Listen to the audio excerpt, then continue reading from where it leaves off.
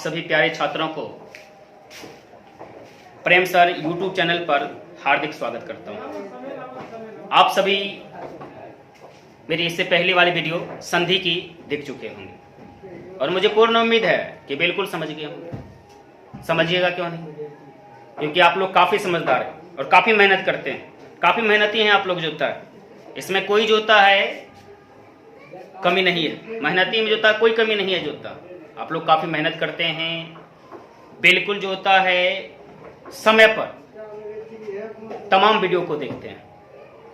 आज मैं संधि की पार्ट 2 लेकर आया हूं। संधि के 2 पार्ट 2 में हम लोग क्या पढ़ेंगे, तो सबसे पहला जान लीजिए कि संधि के पार्ट 1 मैंने कहां तक पढ़ाया।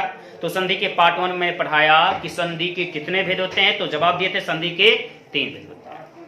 वे 3 भेद कौन कौन से हैं? स्वर संधि, व्यंजन संधि और विसर्ग संधि। तो चलिए हम लोग पढ़ते हैं।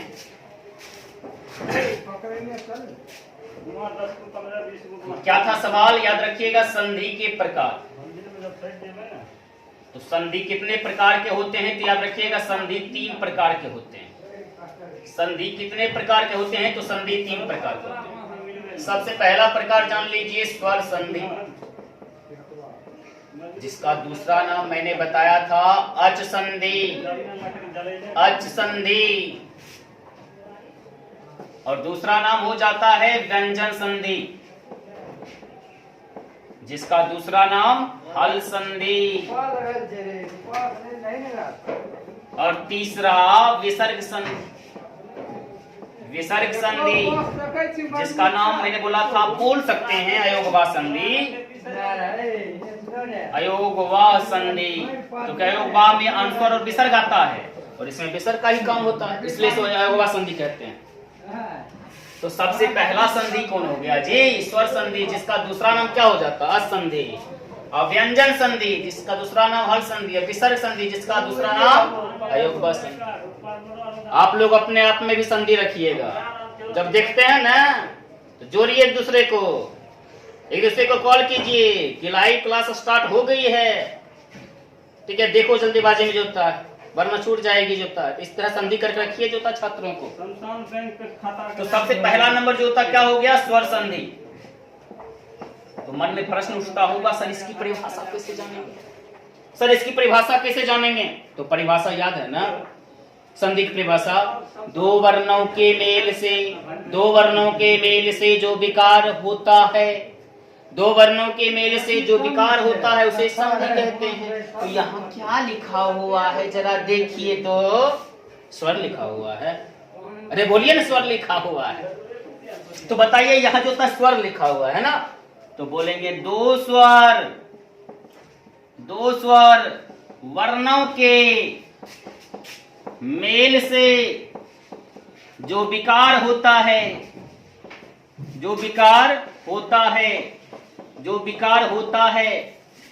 अब बोलिएगा सर इतनी इजी परिभाषा? अरे बहुत इजी है, देख लो तो जरा यहां ध्यान दो। बाकी सब क्या है? दो वर्णों के मेल से जो विकार होता है, समझिए। अब क्या बोलिएगा? हाँ सर वो समझ गए, ये तो संधि की परिभाषा, बिल्कुल संधि की परिभाषा। खाली स्वर लगा दो तो स्वर संधि की परिभाषा हो जाएगा।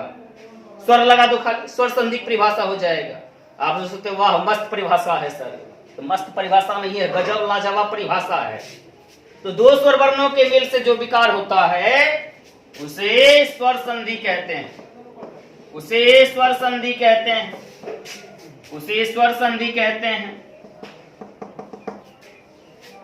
एक दो बात जो था पिछली क्लास की जान लीजिए, नहीं तो ऐसा नहीं कि फिर प्रश्न कर दीजिएगा हमसे। तो क्या आप लोग प्रश्न कर देते हैं तुरंत में?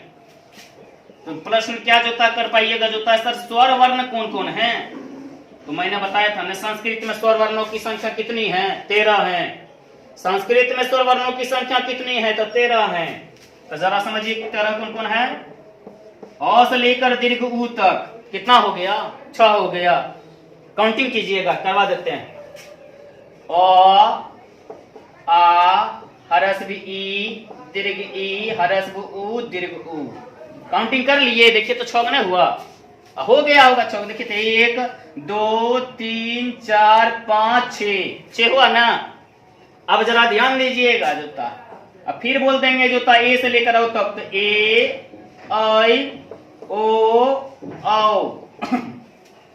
तो याद रखिएगा जो था ए से औ तक बोलेंगे ना तो कितना आएगा जी, तो 4 आएगा। कहिएगा सर कैसे, तो जरा देखो ऊपर में कैसे नहीं है ऐसे, ए आई ओ औ।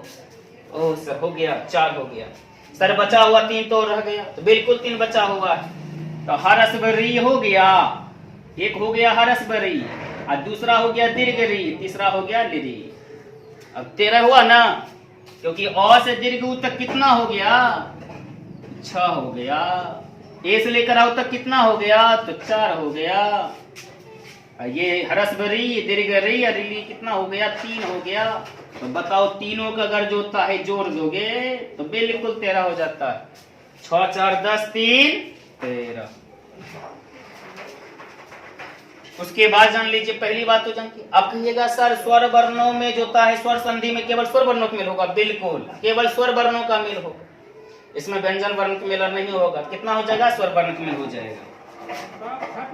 तो समझ लीजिए पहले 3 4 उदाहरण, जैसे लिख दिए भानु प्लस उदया, उदया। अब आ जाइए पहले वाली बात पर, आप लोग पहले वाली बात पर आ जाइए। प्लस के ठीक पहले बोलिएगा जी सर प्लस के ठीक पहले आ गया, बताइए। तो प्लस के ठीक बाद भी जाइए ना, तो प्लस के ठीक बाद चलेंगे। तो प्लस के ठीक पहले जरा बताइए तो क्या है, हरसबु है ना जी, ये क्या है हरसबु, तो हरसबु उ प्लस हरसबु उ, इन दोनों के मेल से क्या बनेगा, दीर्घ उ बनेगा। क्या बनेगा, एक नया वर्ण दीर्घ उ। तो ऐसा भी प्रश्न कर सकते हैं कि हरसबु उ प्लस हरसबु के मेल से कौन सा नया वर्ण प्राप्त होता है, तो क्या जवाब दीजिएगा, दीर्घ उ। और दीर्घ उ किन 2 वर्णों के मेल से बनता है, तो हरसबु उ प्लस हरसबु। ऐसे और भी वर्ण सूत्र हैं इसमें, लेकिन ये पहले जान लीजिए जो सामने में है। तो बताइए यहाँ हरसबु यहाँ हरसबु, ये दोनों तो हट जाए, क्यों न हटेगा, इन दोनों के जब बीच में मेल हो गया, और जब मेल हो जाएगा तो दीवार टूटबे नहीं करेगा जी, और दीवार टूटेगा तो बताइए दोनों मेल नहीं होगा। अब मेल होगा तो नया वर्ण क्या बनेगा, दीर्घ उ। दीर्घ उ लिखिएगा, नहीं दीर्घ उ की मात्रा लिखेंगे किसमें, तो 9 में, प्लस के ठीक पहले वाले वर्ण ना। हो गया क्या, भानुदया, क्या हो गया, भानुदया। इसमें भी देखिए 2 स्वर वर्णों को मिल। दूसरा उदाहरण देख लीजिए, आप बोल देंगे सु प्लस उक्ति। आप बताइए सु प्लस उक्ति बोल दिए, अब बोल दिए सु प्लस उक्ति में बताओ किन 2 वर्णों की मिल हुआ। तो आप लोग अभी तक बता दिए होंगे, मुझे उम्मीद है, क्योंकि आप लोग समझते हैं ना। अब कहिएगा प्लस के ठीक पहले, अपने दोस्त को बोलिए प्लस के ठीक पहले। अभी तक मैं सर जी 5 बार बता दिए, कहाँ ध्यान देता है, यो बोल दीजिएगा जो था प्लस के ठीक पहले आओ जी, आप प्लस के ठीक बाद जाओ। कहिएगा हाँ सर अब पकड़ लिए कॉन्सेप्ट सर, क्या समझ में जो था, यानी समझ में क्या आएगा। देखिए प्लस के ठीक पहले क्या है, हरसबु, और प्लस के ठीक बाद क्या है, हरसबु। दोनों मिलके क्या बन जाएगा जी, दीर्घ उ बनेगा ना, तो दीर्घ उ। तो बताइए हरसबु उ प्लस हरसबु उ के मेल से कौन सा नया वर्ण प्राप्त होता है, तो दीर्घ उ होता है। तो दीर्घ उ लिखेंगे ना इसमें, तो बताइए क्या लिख देंगे, सुक्ति। आती है, याद रखिएगा, अच्छी जो होता है, जो कही गई बातें रहता है तो उसको सुक्ति बोला जाता है। पढ़िएगा तो एकदम मन जो होता है विचलित हो जाएगा, जो होता है पढ़ने के लिए खास करके जो होता है। तीसरी उदाहरण समझ लीजिए, जो होता है ने प्लस अन, ने प्लस अन। अब ध्यान दीजिएगा, ने प्लस अन बोल दिए, आप कहिएगा सर इसमें भी तो वही काम होगा, बिल्कुल वही काम होगा। प्लस के ठीक पहले आ जाओ, अब प्लस के ठीक बाद चले जाओ। तो प्लस के ठीक पहले क्या है, तो कहिएगा सर ए नहीं है। अब प्लस के ठीक बाद क्या है, तो कहिएगा अ नहीं है। तो एक सवाल आता है सर ए प्लस अ के मेल से कौन सा नया वर्ण बनता है, तो याद रखिएगा ए प्लस अ के मेल से जो था एक नया वर्ण बनता है य, ठीक है ना, एक नया वर्ण क्या बनता है य। तो बताइए एकर की मात्रा अ गायब कर देंगे, उसके बदले में क्या देंगे य। तो नो है बे किया, य जोड़ दिया, ई ना न लिख देंगे तो क्या हो जाएगा, नहीं ना नहीं हो जाएगा, अरे नहीं ना नया ना, अरे नयन मतलब समझते होंगे आंख होता है, नयन मतलब आंख। तो चलिए ठीक है ना, आंखें जो था बिल्कुल डालिए और लिखिए इसको।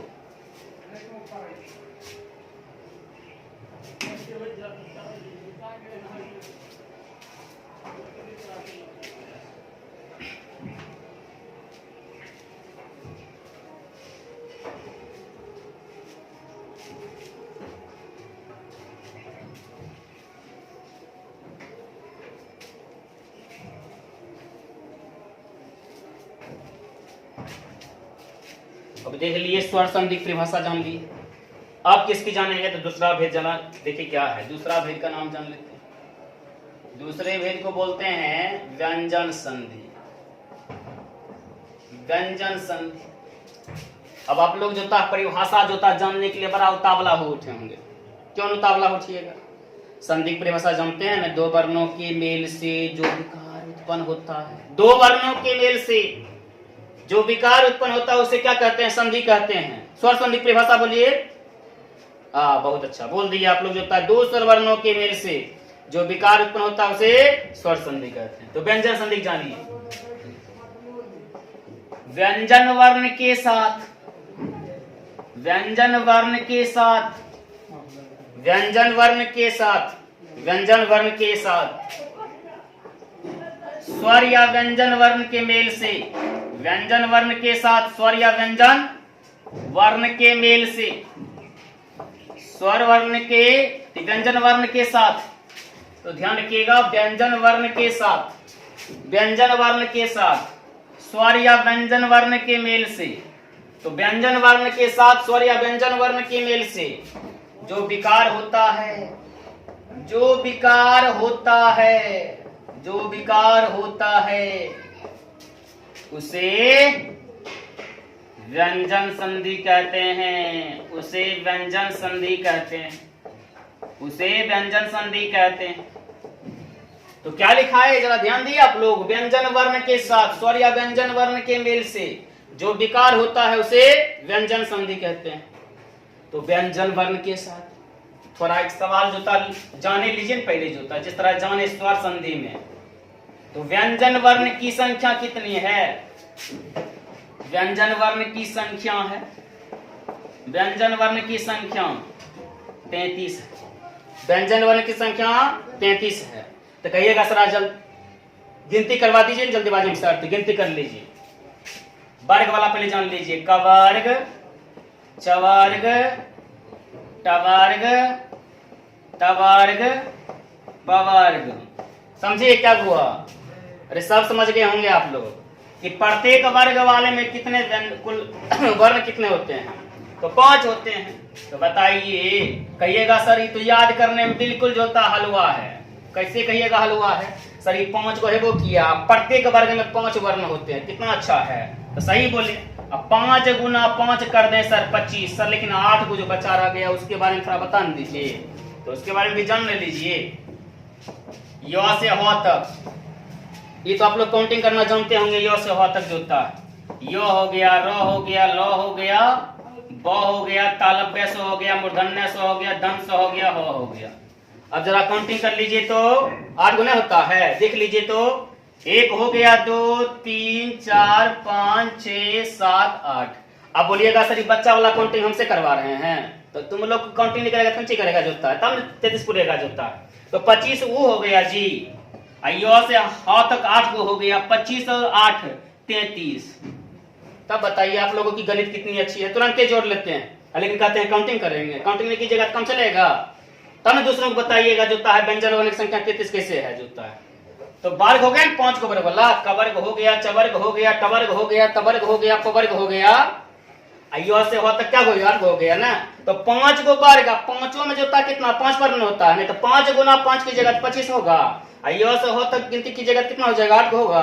तो 25 और कितना हो गया? 33 हो गया। तो व्यंजन वर्ण की संख्या कितना हो गया? 33। इसी के बारे में इसमें जानेंगे व्यंजन संधि में। परिभाषा समझ लिए? नहीं समझे फिर समझिए। व्यंजन वर्ण के साथ स्वर या व्यंजन वर्ण के मेल से क्या बोल रहे हैं? व्यंजन वर्ण के साथ स्वर या व्यंजन वर्ण के मेल से जो विकार होता है उसे व्यंजन संधि कहते हैं।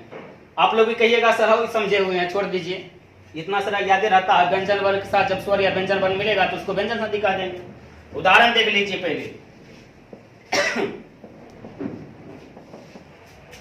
पहला उदाहरण है दिक प्लस अंबरा, और दूसरा उदाहरण देख लीजिए दिक प्लस गजा, दिक प्लस गजा। आप लोग जो अब समझ रहे होंगे।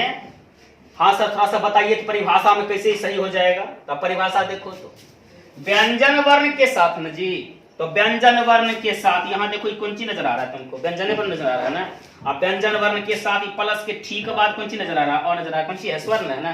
तो देखिए मिला व्यंजन वर्ण के साथ स्वर मिलने गया, व्यंजन वर्ण के साथ स्वर मिल गया होगा। ई भी देखिए व्यंजन वर्ण हुआ जी, ई भी व्यंजन वर्ण हुआ। अब दूसरा भी मिल गया होगा व्यंजन वर्ण के साथ व्यंजन।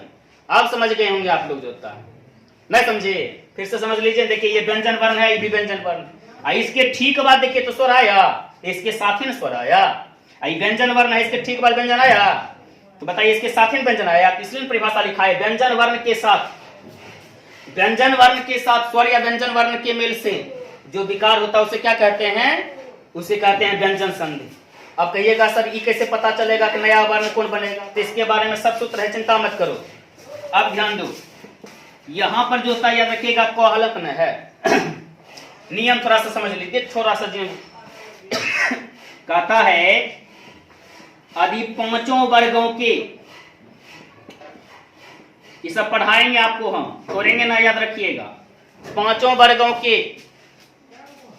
प्रथम वर्ण के बाद, प्रथम वर्ण के बाद यदि कोई स्वर आ गया, यदि कोई स्वर आ गया या कोई तीसरा या चौथा व्यंजन आ गया, तो याद रखिएगा ये प्रथम वर्ण जो देख रहे हैं ना, इसी का तीसरा व्यंजन लिख दीजिएगा।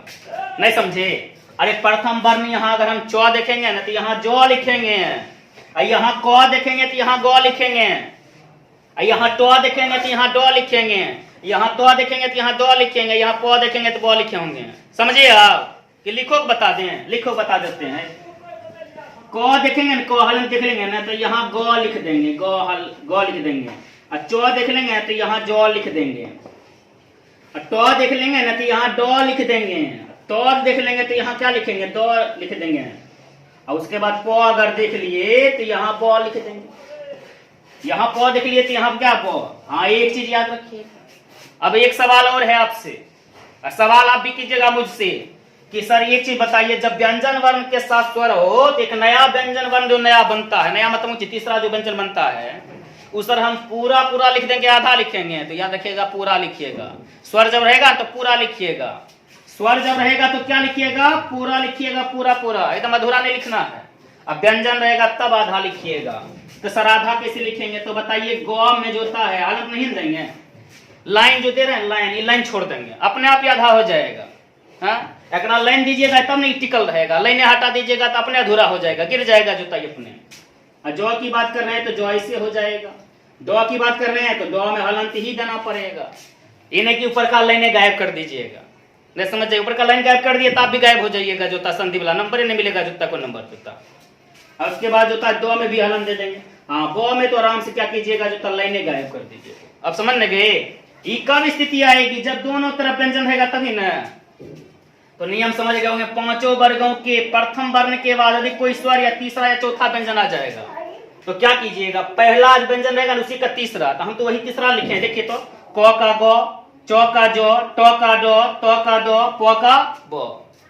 अब यहाँ पर देख लीजिए, अब आपसे सवाल कर देंगे हम तुरंत जो होता है। एक चीज बताओ, पहला का जो उत्तर होगा उसमें पूरा ग होगा क्या आधा ग होगा? तो आप कहिएगा सर पूरा होगा। क्यों कह दिए? क्योंकि स्वर न है। हाँ तो स्वर है तो पूरा लिख देते हैं, तो चलिए पूरा लिख देते हैं। तो ग लिख दिए, इधर मबरा बच गया तो मबरा तो दिगंबरा हो जाएगा। दिक जो रंबरा बराबर क्या होता है? दिगंबरा। ऐसे भी आपको पहले से ही याद होगा इस सब, लेकिन फिर भी एक बार देख लीजिए। दूसरा में दिक जो गजा तो क्या हो गया? दिग्गजा। अब देखिए हम क्या किए, जो तीसरा व्यंजन बना न क्या लिख दिया? आधा लिख दिए जो होता है, तो क्या हो गया? दिग्गजा हो गया। एक दो उदाहरण और चाहते हैं आप तो ठीक है उदाहरण दे देंगे, लेकिन पहले इसको लिख लीजिए।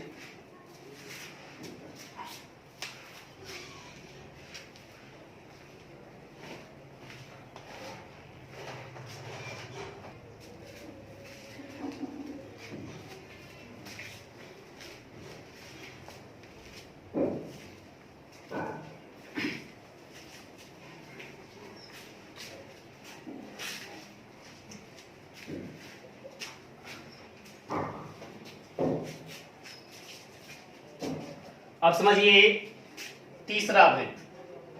तो स्वर संधि के तीसरा भेद का नाम क्या होता है? विसर्ग संधि। पहले बोल देते हैं आप लोग, बोलिएगा क्यों नहीं? पहले से लिख के तैयार रहते हैं तो बोलिएगा ना, ठीक है बोल दीजिए।